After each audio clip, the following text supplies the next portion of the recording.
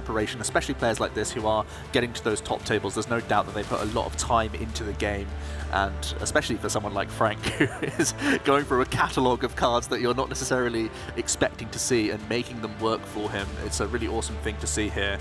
It's pretty awkward that you're giving Mew so many free cards in these openings because they can really pop off with crazy starts. But once Frank finally finds himself a basic Pokemon, he doesn't actually play that many. He's only playing 3 Bidoof, those 4 Whimsicott V and 1 Crobat V, so it's not unlike him to actually mulligan a few times here. But once we do, we'll get underway and see how this deck functions, because it's one of these reactive decks at times where it's just trying to deplete the opponent's board of resources, so it does play quite differently to a traditional prize racing deck. Now the question is, has it started with that one lone Crobat? Because we all know that there's one bad starter in the deck and it's Crobat. You do not want to start with that. Did not look happy when they were putting down there. Oh! That's a little bit awkward, seeing as though Frank only plays these Whimsicott V-Stars to attack with. It's a little bit unfortunate that a couple of them have found their way to the prizes early on. But as we see, not too terrible prizes for Gabe, and looks like we are going to get underway here after a few mulligan cards, and we can really get this game rolling. Yeah, and quite awkward that that Gabriel there did actually have that Elisa Sparkle in the prizes. Yep. Because of course, if Whimsicott does come on and starts blocking attachments in the hand, that's all you've really got other than that one basic Psychic Energy. So those cards are going to be far more important here than they would be in your average matchup. Yeah, and Alessa Sparkle, not just like a turn 1 play, especially in this matchup with so many Phantom Oh, it was Crobat, Joe. Oh no, Crobat after all of those mulligans is going to be the lead for Frank. Not something that you want to see, but Gabe is grasping a monster hand here. He has all sorts of options. I think I can see Cramomatic, there's Ultra Ball in here, there's Energy Drop already for him.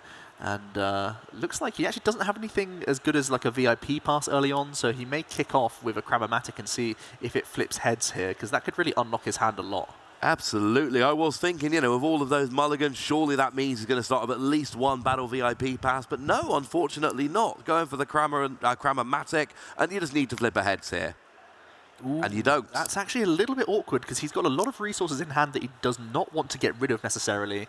He doesn't want to get rid of power tablets. They're really important for pushing over Whimsicott V-Stars to improve on that base of 210 from the Genesect here. But he may be forced to discard one. Could also be a Boss's Orders as an alternative here. Because it's really not great to discard so many power tablets. You need to make the most out of the attacks that you're actually going to get this game. No, absolutely. And, you know, when you're hitting 210 naturally, you need, you know, Choice Band Power Tablet or 2 Power Tablets to get a KO on Whimsicott. So every one is so important. And, you know, if you're taking a couple of turns where you're not getting those one-hit KOs on Whimsicott, that's probably going to be all it takes for Whimsicott to really, you know, to really get over there. And I do think there is a rule in Pokemon. Whenever you mulligan more than twice, you are going to have a terrible starter. It just always seems to happen. It's a soft rule, but I'll go with it. It's happened enough times to me as well. It looks like Gabe could go for a second Genesect here, and then he's able to attach that Fusion Energy and go for a Rotom Phone for a big 1 card here. He'll get to C5 and cherry pick the best of those 5, and he's really hoping to hit a VIP pass, let's be honest. That's going to be the best choice for him here. Absolutely. After he finishes shuffling up. Set up your bench, get all those basic Pokemon out, and then just hopefully, you know, go from there. Once you know you've got this Genesect on board, you're drawing a huge amount of cards, and then it's largely just kind of hoping Whimsicott takes its time coming out. Mm-hmm. Yeah, absolutely. So let's see how this Rotom Phone pays off. You get to look at the top 5 cards of your deck and straight away VIP pass. That's exactly what you're looking for. He can now use his first Genesect to draw 1 card. It's going to be exactly that Battle VIP pass. Then he can go ahead and get a couple more Pokemon straight onto the board and get even more value from more Genesect. So his turn is far from over. Sometimes you just take this one action to get a big explosion of value, and that's exactly what we're going to see here. No, absolutely. That was a huge hit there, getting that Battle VIP pass. Now you get 2 more basic Pokemon, and one of them can be a Genesect. Both can be a Genesect if you really want them to be. And then you're just, I mean, probably not. They're going to be rolling, and they're going to be drawing cards every single turn. They're going to be drawing a lot of cards every turn. And, you know, this is how this Mew deck just ends up being so fast and so consistent. Because as soon as you get just a few Pokemon out and Genesect starts drawing, unless something like a Path to the Peak comes down to turn it off, you really are just drawing a huge amount of cards turn after turn after turn for the entire game. But Frank here is hoping that it doesn't actually matter how many cards you draw. There's going to be a couple of Elisa Sparkle. You're going to have to weather them. Yeah. But after that, hopefully Whimsicott's putting on enough pressure, doing enough damage, stopping enough energy coming down, that actually that's going to lead to the victory.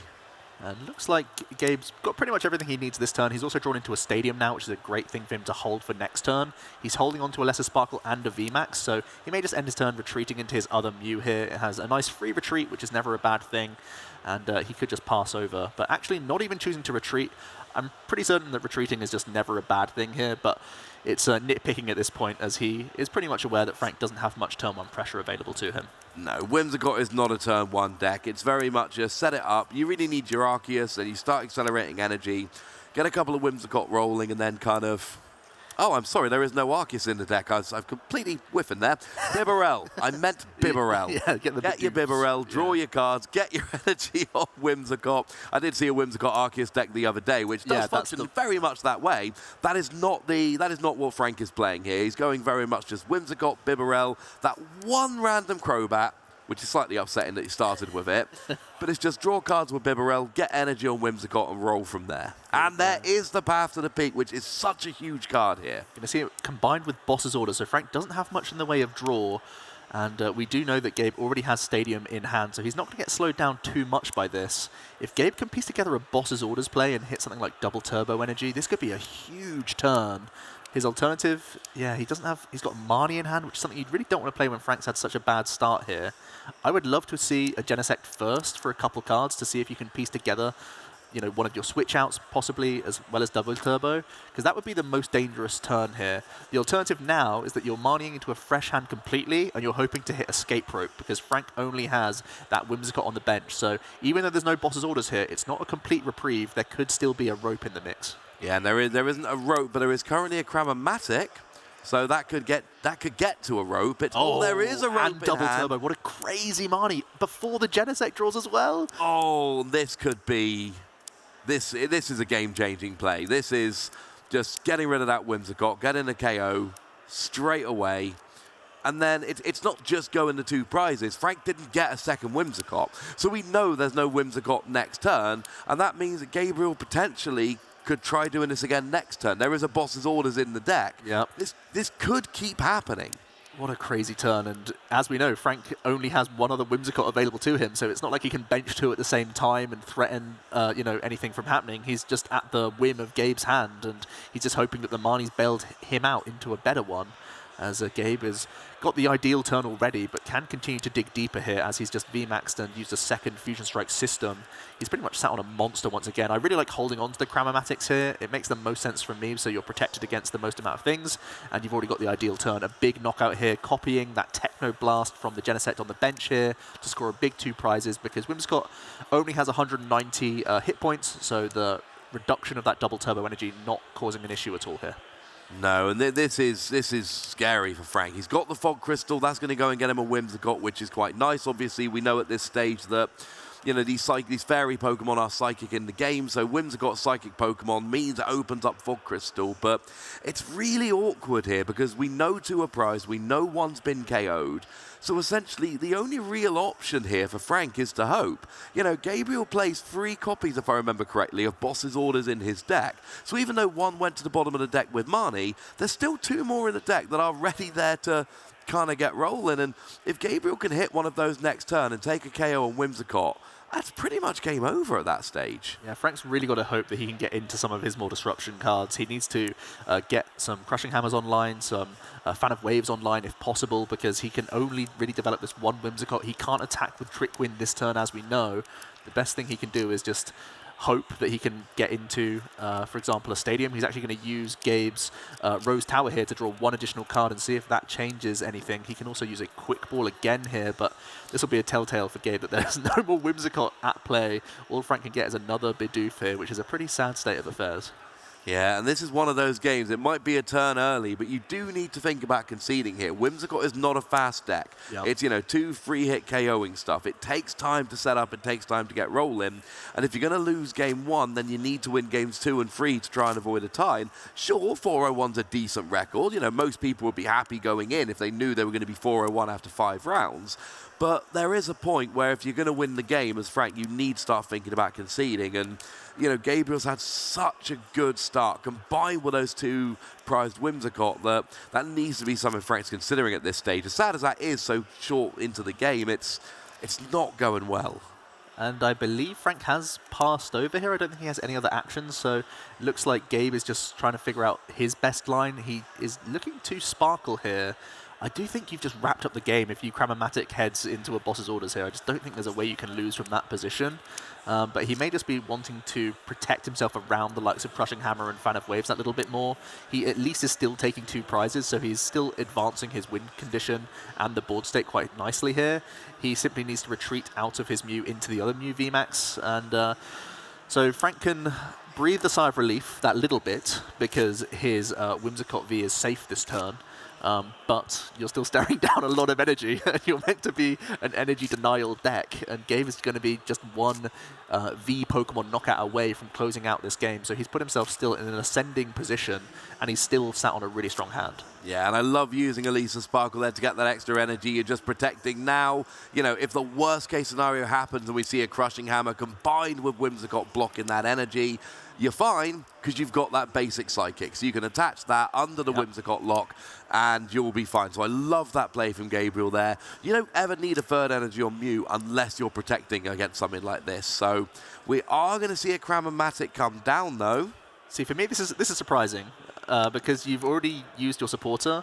There's not much else that you can do in the way of Cram-O-Matic, although it is getting a heads here.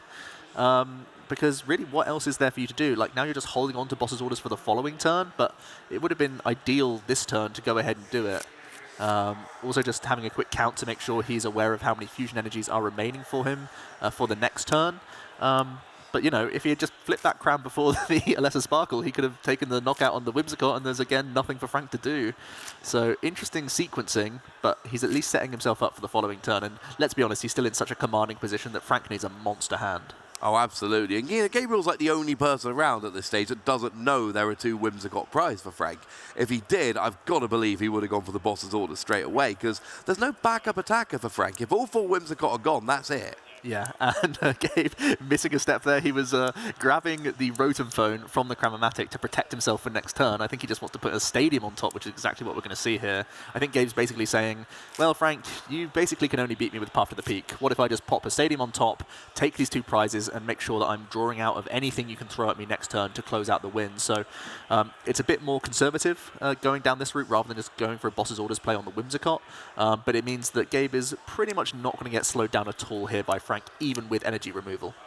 No, I think that's absolutely right. We see the KO on that Crobat there, so we've got 2 pretty quick Pokemon VKOs from Gabriel here, and this is not what Frank's deck is supposed to do. We haven't seen a Whimsicott V-Star yet. We see an A research, I believe it is. Yeah, I think he's researched every... Oh, no, it's an Ultra Ball, I believe, getting rid of both of them. And then we've got that Bidoof here, which is going to let you draw until you've got 5 cards in your hand, which with an empty hand is just draw 5 cards. And essentially this is Frank's way of saying, look, I need something. In fact, I need a lot of things. Oh, he needs a lot of things. It's going to involve a lot of Crushing Hammerheads, finding the remaining Fan of Waves in his deck. He plays 3 copies of Fan of Waves. All 4 copies of Crushing Hammer are still to be played here. He needs them all to go well for him. That's a good start. And he's also found himself a second barrel here, so he can at least start throwing down some cards. But he's still at the mercy of Gabe here.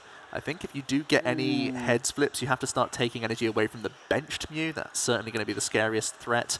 As we see, he is going to throw the double turbo energy from the bench Mew onto the bench. I'm going to see a second big barrel here. Industrious Incisors. We at least see the V-Star coming in now, and I believe that's a Marnie to keep digging even further here. Still going to require a lot, though. Still needs some Crushing Hammers to go his way. Still needs...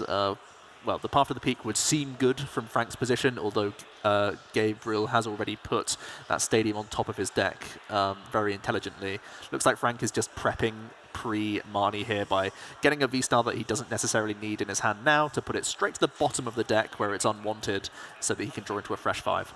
Yeah, I like this. That's one of the things about Marnie compared to older cards like Judge, although Judge is back nowadays, but compared to cards like Judge, it puts the cards at the bottom of your deck, so you know, unless you've got a really low hand size or deck size, you know you're not going to draw back into them.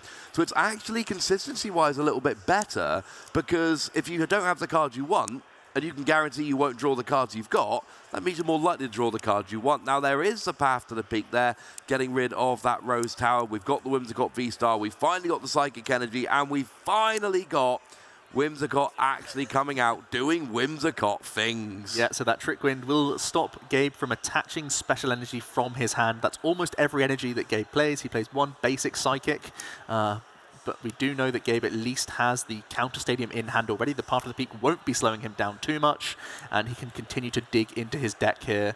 Has he already put the Psychic Energy into his discard pile? No, just having a quick check there with the Training Court coming into play.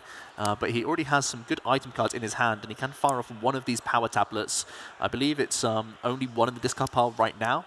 He is not able to choice belt up, again, thanks to the effect of the Trick Wind. So he's going to have to find another power tablet here and a way to attach an energy this turn, either via Sparkle for his final fusion energy, I believe, or by drawing into that basic Psychic. No, absolutely. That basic Psychic has got to be the way to go. You know, Training Court is in play, but unfortunately, I don't think he's discarded that basic Psychic. So he is going to just have to draw it. Path to the Peak, thankfully, is not on board here, which means that you do have options, you know, drawing with your Genesect. Quite a few cards can be drawn here, and in theory, that gives you a decent chance of getting them. Oh yeah, that's the thing. There's 3 Genesects staring down Frank right now, so there's a lot of outs that could come his way that could make life difficult for him. I think Gabe's just thinking about the math here. He's taken 140 damage so far with the first Trick Wind, possibly wanting to play around like Choice Belt shenanigans, but instead opts for the Meloetta over the Oricorio coming down, and is going to get to digging with his Genesect. Of course, you draw more cards for each Fusion Strike Pokemon in play, so now he's at full capacity. He could be drawing up to 6 cards with each of these Genesects, and he wants to try and filter towards some of those key cards. He does find a Sparkle. That may be enough if he finds a damage modifier. Yeah, that's not bad going. That gets energy, like we said, because it's getting it out of the deck, not the hand. Whimsicott stops you attaching special energy and Pokemon tools from your hand, but this isn't from your hand, so you're good. And that's going to help very much indeed, and hopefully, you know, get a bit more energy on the active potentially. Have we got? I think we got 2 more Fusion Strike energy in play. I think there's one in his hand right now for Gabe, so I think there's 1 remaining in his deck.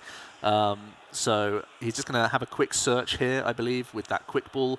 He's eyed up a power tablet straight away. I don't know if there was any fusion energy in... Oh, there is one. There is one left in the deck we saw there. So he can use the Alessa Sparkle to the bench. He, of course, needs to retreat out of this Mew anyway this turn to launch an attack. So he can Sparkle and then play even more items from his hand to thin down. He's got another Quick Ball VIP pass combo that he can play here. And then he's just once again digging for that power tablet, the last piece of the puzzle. Yeah, and that's going to do it. And then, again, you know, Frank still hasn't taken any prizes. He's got a nice attack off on Mew, and Mew's got low enough HP as a VMAX that will actually get 2-hit KO'd. So if Frank gets another attack off with Whimsicott, he's going to KO the Mew, assuming you take the prize in the regular way. I think they were the 2 at the bottom, weren't they? So he's going to take those Whimsicott. The problem is, if Gabriel gets a KO here, Frank is out of Whimsicott. And game. Yeah. 2 prizes left. Oh, and there's actually 1 who takes 6 prizes, which is also, I suppose, quite relevant. That would be pretty awkward.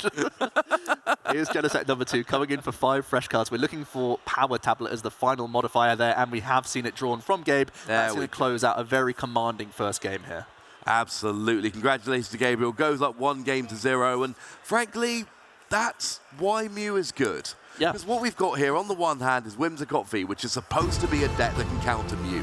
It's supposed to have a good matchup. It preys on the reliance of special energy. It is supposed to be something that can take Mew down. And yet, because Mew's so good, you know, that escape rope play early doors, that was absolutely huge. And, you know, the two prized Whimsicott were huge. And now I worry, does Frank have enough time to win 2 more games? Yeah, he's going to have to play pretty quickly if he's going to do it. The good news is when he does sort of establish that lock, he may just, you know, literally continue to announce an attack, announce an attack, announce an attack. There's not much else you need to do outside of make sure you're finding like more Fan of Waves on those Alessa Sparkle turns. That's all Frank really needs to do to close out a win once the lock is established. But yeah, Mew just keeps every deck honest, man. A really slow start from Frank. A few mulligans really helped Gabe there. Even though he had a Cramomatic Tails flip, he had 1 big Rotom Phone to get him into the game with that VIP VIP pass. It's a great combination. Looking at those top 5, cherry-picking one to really help you dig deeper with all your Genesects. And the Path of the Peak never stuck. There was always an option for Gabe to keep drawing a really intelligent Cram-O-Matic towards that late game as well, where he was able to put a stadium on top for himself to play around Marnie. It's a really solid play that new players really need to get into the habit of, especially when you're up against these Destruction-style decks. No, absolutely. It's a problem with facing off against Mew. You can have the best game plan in the world, but it's so consistent and it's so fast. And, you know, you can have your Darkness type attackers, but you got to find them at the right time.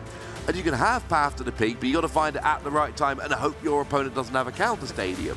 You know, it's so difficult. Now, prizes-wise, there is a Path to the Peak from Frank there, and another Elisa Sparkle from Gabriel, which is not ideal. Nothing terrible, I don't think. Yeah, I think they're both more or less happy with that. We'll see how Frank can get his first turn work together here. Able to go first this game, try and get some energy established onto his Whimsicott V. Has to be his opening line. If he can get some additional Pokemon into play, looking for those Bidoof would never be a bad thing either, as we are getting into the second game.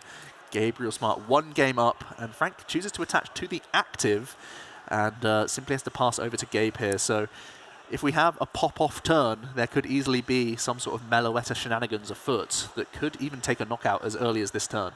Yeah, we would need an Elisa Sparkle and a Fusion Strike Energy attached from the hand. That would put 3 in play. That would mean Meloetta does do 210. That would get the KO. It's absolutely on the board. It's one of the things, you know, I've heard players say they don't like the idea that Meloetta can do 210, turn 1 going second. It's not an easy thing to pull off, but it's a very powerful trick of the Mew deck. It's a nice advantage. Yeah, and no better way to start than a VIP pass out the gate. Immediately going for that Meloetta as well as one of your Genesect. So he straight away has targets for if ever he does draw into an Lesser Sparkle, he can instantly play that down, get some Fusion Energy out of the deck. Helps thin the deck as well, which is never a bad thing to draw towards even more of your sort of speedy item cards. So we'll see how much deeper Gabe can go. This is, you know, reminiscent of some previously very aggressive like turn 1 decks where you can end up having like 10 actions or something like that. You can go really deep into your deck and see like 20 or so cards if all things go your way in the opening here. We are going to see a Power Tablet fired off, and yeah, there's even more basic Pokemon in hand for Gabe here, and I think once again he's got a Rotom Phone to try and help things out, as we see a manual attachment to the Meloetta. I'd like to see the Rotom Phone come down first. It just informs your decision that little bit more. There's no reason not to fire off the Rotom Phone first here. Yeah, and absolutely we do. Let's see what those 5 cards have to offer. He has a refund on that Rotom Phone, but there's already a Sparkle, and he's even choosing that over a VIP pass. That just shows you how powerful this turn is. He can Fusion Energy attach, he can Lesser Sparkle, get 2 more energies into play, and take a huge 2-prize knockout this turn. Yeah, and that's absolutely got to be something to plan for. It's one of those things, you can't rely on it. You know, yes, it's a very powerful effect when it fires, but it doesn't fire all the time. It's something you've got to work towards. You've got to build your deck. You've got to sequence properly. You've got to really work for it. But it's not just getting the KO and going up by 2 prizes. It's also getting rid of all the energy. You know, Whimsicott is a free energy Pokemon, so getting rid of that energy on the Whimsicott means that even though Frank can get a Whimsicott V-Star next turn, I don't think there's any good way he's got to actually get all 3 energy on in one go. He's not playing right hand. No, absolutely not. He only plays EXP share, and there's none established right now, so this is going to be just another barnstorming turn for Gabriel, as he's got that Meloetta established. 3 energies. There's already been a Power Tablet played as well, just for insult to injury, because that Meloetta is coming in and swinging for 240. Such immense pressure that this Mew deck can put out with those solid turns that we've seen so far from Gabriel. A Meloetta might be small and fairly easily KO'd, but it's another one of those attacks with no real downside. There's no discarding energy, no you can't do it next turn. What that means in reality is that if Frank isn't able to essentially hide that Whimsicott, Gabriel's probably going to get another KO next turn, because Frank's not attacking a Whimsicott V-Star next turn. So Gabriel could be, for the second game in a row, up 4 prizes to nothing before we've even really blinked.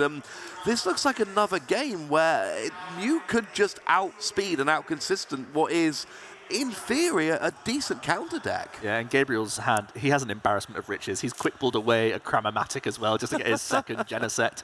I think the only thing remaining for this recipe of an incredible turn is finding another Rotom Phone and doing the same thing he did last game, which is Rotom Phoning a Stadium to the top. That would be his ideal. He is already holding a Stadium in hand, but he's pretty much got everything he needs this turn. He's just looking to prepare himself that little bit more for the next one. And actually, that Oricorio hitting the bench is quite relevant because Whimsicott just gets a 2-hit KO on Mew V Max. With that Oricorio, Whimsicott actually misses the 2-hit KO. So that Oricorio, it's not all Mew, you know, it's really fallen out of favor. But it used to be a staple in every Mew deck. It's not quite like it used to be, but in this matchup, it is going to help immensely. Straight away, Frank throws down a Fan of Waves. That's going to put the Fusion Energy to the bottom of the deck. Let's see what else Frank has to work with. Just a big Professor's Research here. He's already established the V-Star at the very least, and he has drawn into some Pokemon, thankfully, now. But what else can he really do this turn? He needs more energy disruption if possible. He's going to get an energy dropped onto his Whimsicott, but we're not going to be seeing a Trick Wind. Possibly just a little 60 damage poke with the V-Star Fluff Ball, sorry, the Fluff Ball Star V-Star attack, which is not doing too much just yet. It's normally a little bit better the more energy are committed. So we at least see a Bull Search here. He could try and develop a Bidoof, because he's going to need more cards if he's going to get over the line over the next few turns here. Well, it is interesting. You know, we saw the Fan of Waves getting rid of that Fusion Strike energy, but it doesn't get rid of it and puts it on the bottom of your deck. Yeah. If Gabriel's able to get an Elisa Sparkle next turn, I don't believe there are any Fusion Strike energy prior. Is that right? No, there's one in hand, and there's already a Sparkle in hand as well. So you can go full combo and KO this V-Star. Frank's going to have a bad time here. There's going to be a Crobat for an additional 5 cards here. And Frank really needs to maybe protect this Whimsicott, maybe throw a 1-prizer in the mix to try and skew that trade. I think that's got to be what you look for this turn. I think if he doesn't, that's as good as game over, because if he doesn't protect this Whimsicott, we can see Gabriel's hand. We know that the KO, you know, is in hand, at which point you're going to be very much like the previous game. Gabriel's going to be up by 4 prizes, and sure, Frank will still have Whimsicott, but again, you know, Frank's really behind this game. He put an energy on a Whimsicott, it got KO'd. He's now got an energy on Whimsicott V-Star, and he doesn't get it out the active, and if this gets KO'd, which nasty. It's going to... This is a crazy turn. There's already Tablets galore, there's already Sparkle if need be. So either way you look at it, this is going to be a huge KO once again from Gabriel. It's already all stacking up in his hand. And at this stage, Frank is really hoping on Energy Denial, Whimsicott V-Star, not next turn, but the turn after, with the Energy Denial, and really grind out a slow game, which...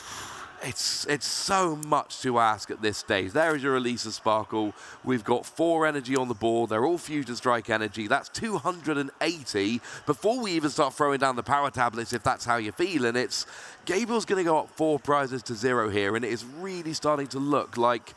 I think Frank's deck, it clearly works. He's 4-0, but it's not working in this round. No. Gabriel is just having... His starts are too good. Even throwing away power tablets, he no longer needs those for damage modifiers. There's a Crobat V in play that can be his final 2, and he's already holding on to Boss's orders for the following turn. He's once again knocking out a Whimsicott with no seeming response here, because again, Frank doesn't play Energy Acceleration, only Recovery from the EXP share, which hasn't been established all game. Frank, interestingly, quick-balled away an Air Balloon, so he had the option to retreat and try and force a more awkward situation out of Gabe here, but instead he just passed it over and has really allowed Gabe to run away with the game here with a crazy Melodious Echo this turn. No, absolutely. This is going to be so huge, and, you know, we know there's not a V-Star coming down next turn, so... You know, Frank needs to try, and the problem is we've got 2 energy on the Meloetta and we've got 2 energy on the Mew, so, you know, a Fan of Waves and a Crushing Hammer alone might not be enough at this stage. Absolutely not. And Gabe had the option of switching into his Mew V Max if he wanted to sort of have safer energy in play.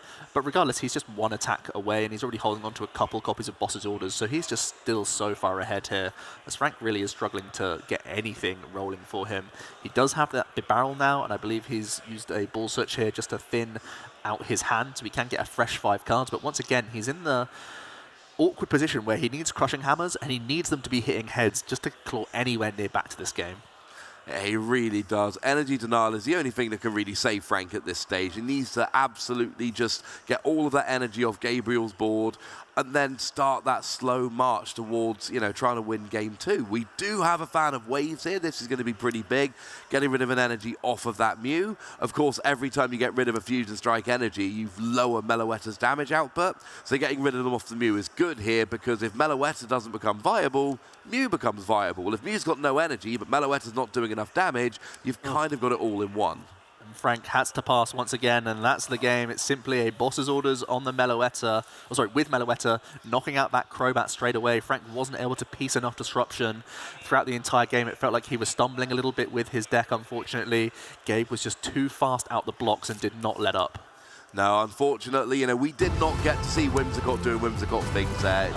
We never really saw Frank get out of first gear in that game. The first game having to do Whimsicott prize was absolutely huge, very unfortunate. It's the way it goes sometimes.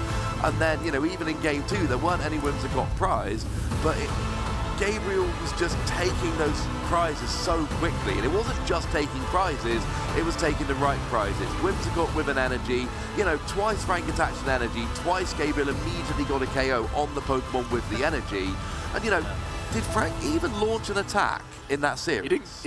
I believe he trick-winded like once, I think, in the series. I think that's all there was. But yeah, pretty awkward for him. You'd think that when you play 3 Path to the Peak, 3 Fan of Waves, 4 Crushing Hammer, that would be enough to slow the opponent down here and there, but those roadblocks just were flown straight over by Gabriel. It did not slow him down one bit. And yeah, unfortunate to see the sort of downsides of Frank's deck, where you need to